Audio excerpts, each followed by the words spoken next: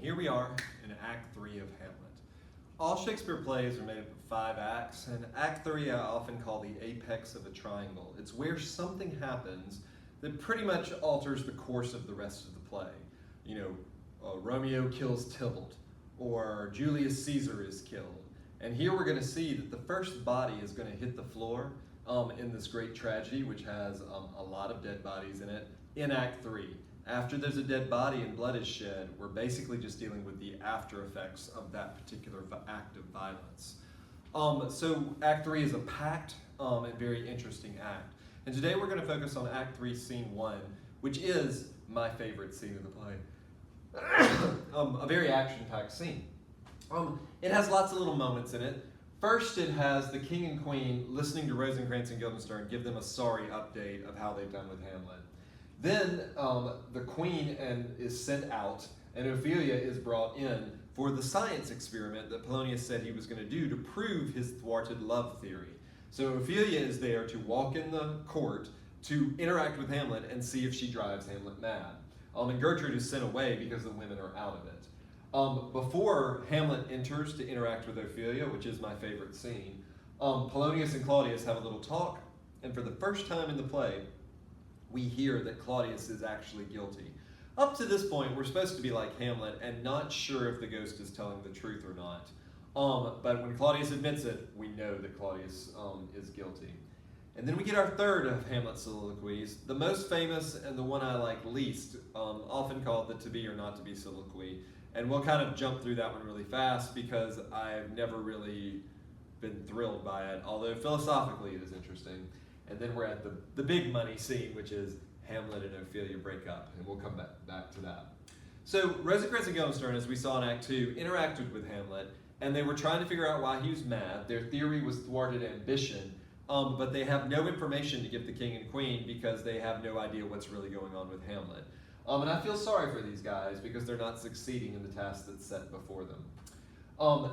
Then the women are pushed out of the scene. Claudius says, Gertrude, you need to go because Hamlet's going to come in a minute and interact with Ophelia, and Polonius and I are going to hide behind a curtain. Remember, that's one of Polonius's little techniques, and witness whether or not it is Ophelia that's the cause of Hamlet's madness. They're going to be lawful espials. And Ophelia is going to be used as a catalyst in this chemistry experiment. She is going to be loosed, and I want you to think about how that must feel to Ophelia. So Ophelia and Gertrude are both submissive women in this play, even though they have elements of defiance or maybe internal defiance. And Gertrude says, I shall obey you. And she does say something nice to Ophelia. We should enjoy this moment because there are only 2 women in the play, and they interact very briefly. But she says, Ophelia, I hope it is that you were the cause of Hamlet's madness so that you could be the cure for Hamlet's madness. She wants Ophelia and Hamlet to get married, and she will say so before the play is over. Polonius gets the king and him to hide behind an arras, and he gives Ophelia a book. And he says, read on this book. And it is a prayer book. And this is very important because it fits into our theme of appearance versus reality. This is the appearance of holiness, but Ophelia actually has an ulterior motive, but this is the way she's disguising herself. And this is her excuse for walking around in the court. Polonius says that sometimes we have to do this. He's not troubled by deceit. It's kind of natural to him. He says that it is sometimes politically necessary to sugar over the devil himself with devotion's visage. So you might be being devilish, but look like you're being holy. When he says that, Claudius hears it, and he says, oh, how smart a lash that speech doth give my conscience. Because he knows that he is guilty, right? And he's got a painted deed. And he says that, the fakeness that he puts on for the court, pretending that he's not a brother murderer and a usurper to the crown, is more foul than the white paint that whores put upon their face. Notice that we got whore imagery going throughout the whole play, to disguise their syphilitic scars and actually pass on venereal disease to the men who come to see them. He compares himself to that and finds himself worse than that. And he says this to himself, and Polonius doesn't hear it, only the audience hears it. The little speech ends with him saying, oh, heavy burden. And what I want you to notice here is that Claudius is a complicated villain. He's not with an evil top hat and twisting his mustache and saying, yeah, I killed my brother and I'm loving it. No, there's actually a lot of guilt in Polonius's soul, even though he's done the crime and he's not willing to repent from the crime in terms of making things right again. So that makes him a more complicated person, a conflicted person, rather than just a cardboard villain. So then they hide behind the arras, and Hamlet enters for his to be or not to be speech, which, forgive me, I will go over kind of quickly because it's tedious and it kind of takes a whole day of philosophy to really explain. Yes, out of all of Hamlet's 4 speeches, this is his most calm and rational one. It's all about the brain. And Hamlet is, to some extent, it seems like we've made no progress from Act 1, he's contemplating suicide, whether I should be or not be. And that's the beginning of the speech. But then it really turns into a speech about acting or not acting. Hamlet says, to be or not to be, that is the question. Whether 'tis nobler in the mind to suffer the slings and arrows of outrageous fortune, remember how much he hates fortune, or to take arms against a sea of trouble and by opposing in them.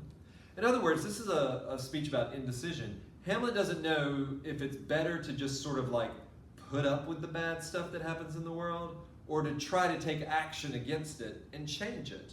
And he's not really sure whether he should do something or not do something is really what it comes down to. And he can't figure out which one's better to do.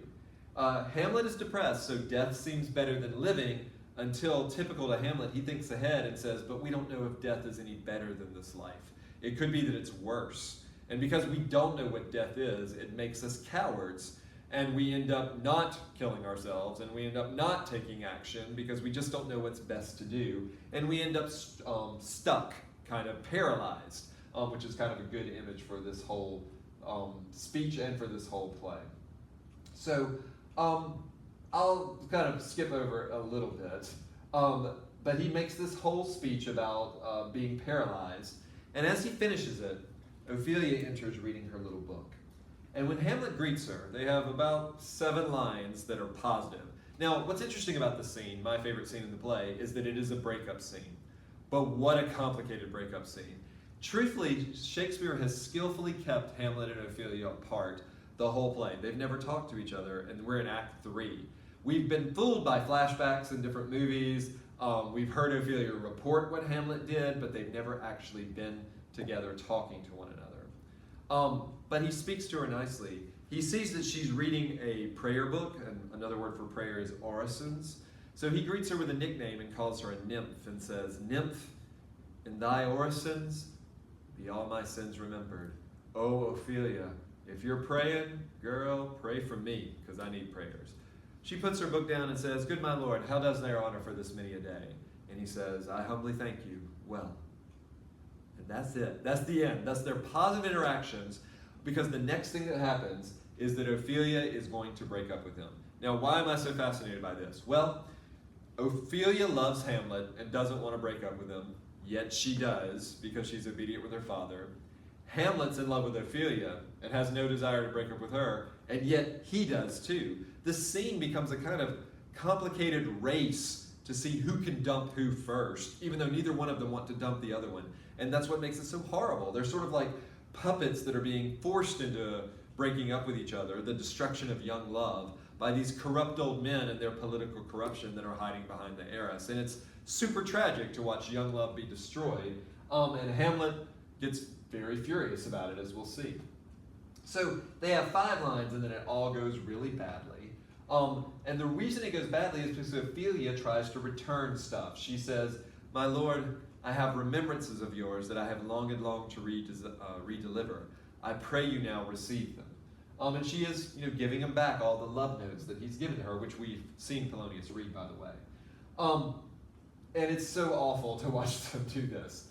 The breakup, though, is weird. The language is weird. They talk in abstractions about beauty and honesty when we want them to just talk directly to each other. But basically, Hamlet doesn't want to get dumped, so he tries to dump her before she can do that. And I do think that being dumped is one of the ugliest words in the English language. Ophelia speaks in a little speech, and it even ends with a little rhyme. It took me a while to realize that this is a rehearsed speech. Ophelia is nervous, and so she's actually saying something that she's rehearsed a little bit. And it makes Hamlet angry when he realizes that she's sort of playing a little bit. Now, when it comes back to their abstractions of beauty and honesty, we get into sort of Hamlet's misogyny here. Hamlet sees beauty as false. It fakes you out. It looks promising, but its appearance does not match its reality. Honesty is a virtue. And he says that Ophelia can't be both those things. She is beautiful, so how could she be honest? Beauty will corrupt honesty before honesty can redeem beauty. So they're talking in kind of these abstractions here. And Hamlet says cruel things to her. He says that you were deceived, I loved you not. And Ophelia says this, what I consider the saddest lines in the play. When he says, you should not have believed me when I told you I loved you because I loved you not. Ophelia says, I was the more deceived, which is another way of saying, oh, I was a fool. Do you hear that Ophelia is realizing that her brother and father in Act 1 were right? When Hamlet said he loved me, he didn't mean it. Now, I think Hamlet did mean it, but he's so angry that Ophelia is dumping him that he's turning it all against her. Most famous lines in the scene, besides to be or not to be, are the get thee to a nunnery lines. And they can be very mean. They can be, you're such a slut, you're such a liar, you should go to a nunnery, a convent, and be holy and repent yourself.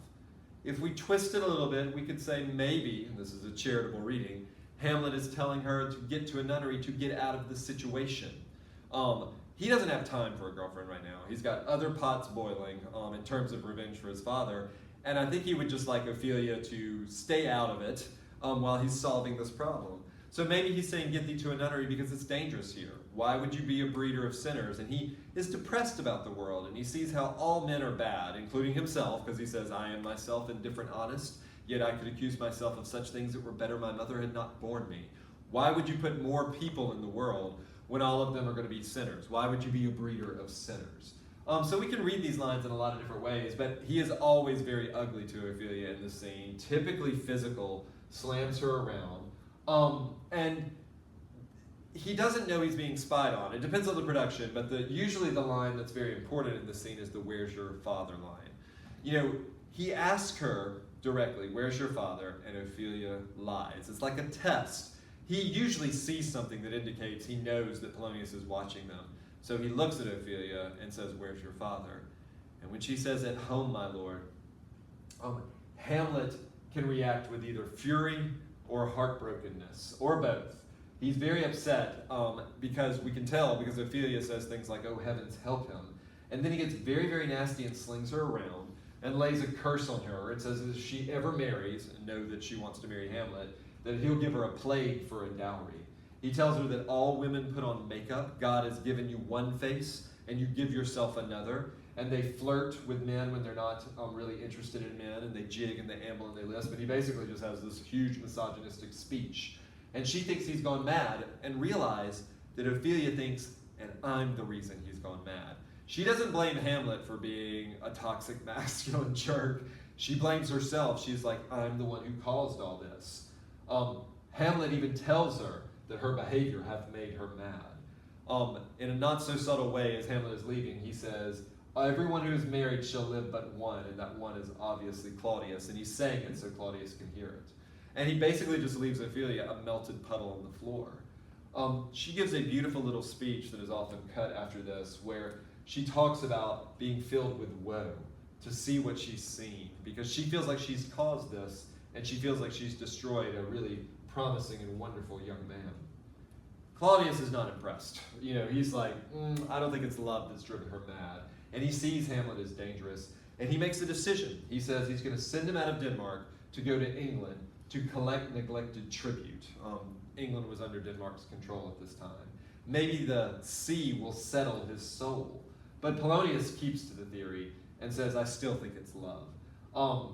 And he suggests that we get the queen to talk to Hamlet and be round with him, and that he will spy on that conference, which is indeed what will happen before this scene is over. Hamlet will be talking to his mother in the bedroom, her bedroom, and Claudius will be hiding behind a curtain. Polonius will be hiding behind a curtain. Claudius, says, I see that Hamlet is very dangerous here. He's recognizing how precarious his stability is. And he has some great last lines. He says, we'll get Hamlet to talk to his mother. It shall be so. Madness and great ones must not unwatched go. He calls Hamlet great because he's realizing this kid, this stepson nephew, heir to my throne, is more of a headache than I thought he was. And so we set up for scene 2, which is going to be the play within a play.